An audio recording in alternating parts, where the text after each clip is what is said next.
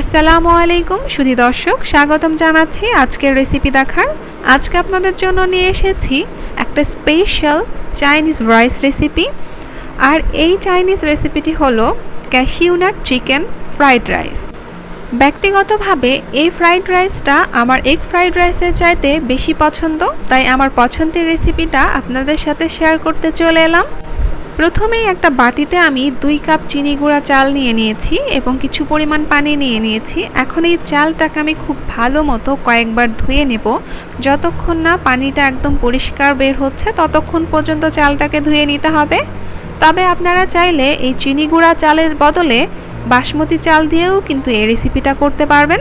তবে আমার কাছে মনে হয় যে চিনি গুঁড়া চাল দিয়ে এই রাইস আইটেমটা করলে বেশি মজার হয়। একটা পাত্রে আমি পর্যাপ্ত পরিমাণ পানি দিয়ে চুলায় বসিয়ে দিয়েছি।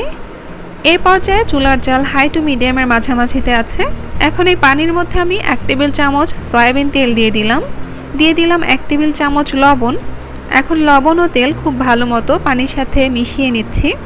যখন দেখব পানিটা একটু একটু ফুটতে শুরু করেছে, সেই অবস্থায় আগে থেকেই ধুয়ে রাখা চালগুলো এর মধ্যে দিয়ে দেব এবং চালগুলো পানিতে দেওয়ার পরে একটা চামচের সাহায্যে একটু নেড়ে দেব, যাতে করে চালগুলো পাত্রের গায়ে নিচে লেগে না যায়। এখন অপেক্ষা করব পানিটা ভালো মতো ফুটে আসা পর্যন্ত এবং চালটা মোটামুটি সেদ্ধ হয়ে আসা পর্যন্ত।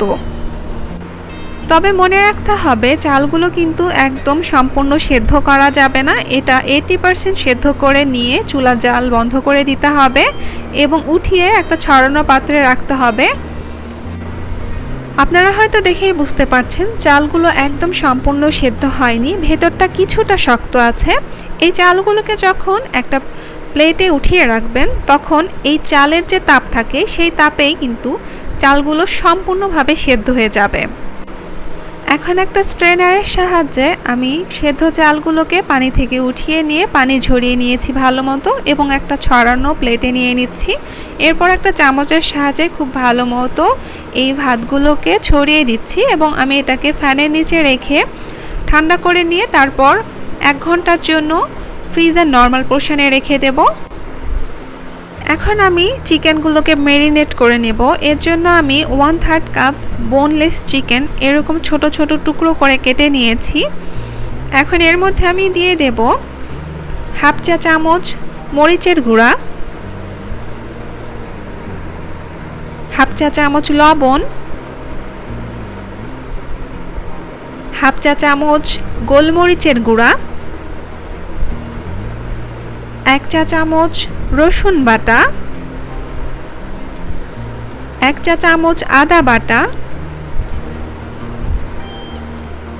1 চা চামচ সয়া সস, 1 টেবিল চামচ কর্নফ্লাওয়ার। তবে কর্নফ্লাওয়ার যদি না থাকে এর বদলে শুধু ময়দা দিলেও হবে। এখন খুব ভালো মতো একটা চামচের সাহায্যে সবগুলো উপকরণ একত্রে মিশিয়ে নেব। তারপর এটাকে আমি আধা ঘন্টার জন্য রেখে দেব। আর এই ফাঁকে আমি কাজু বাদামগুলোকে ভেজে নেব।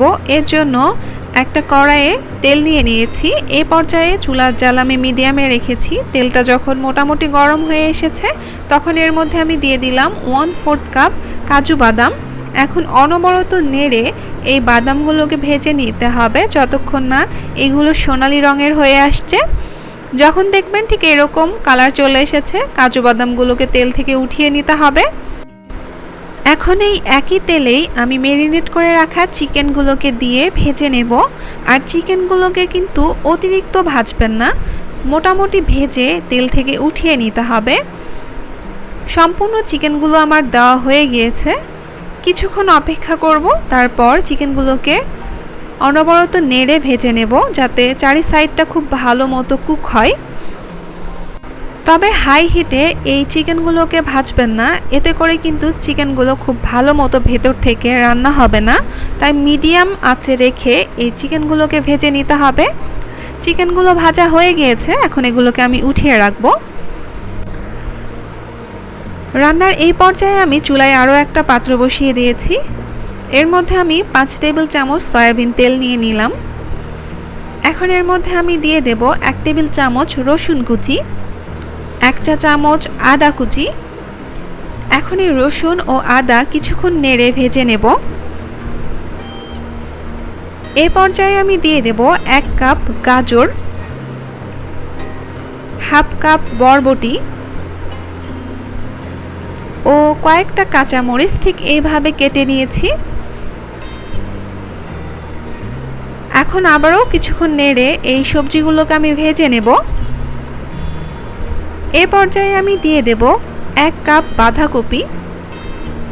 বাঁধাকপি দেওয়ার পর আরও কিছুক্ষণ এটাকে ভেজে নেব, তবে বেশিক্ষণ না, মিনিট খানেকের মতো এটাকে ভাজতে হবে। এখন এর মধ্যে আমি দিয়ে দেব আগে রান্না করে রাখা রাইসগুলো।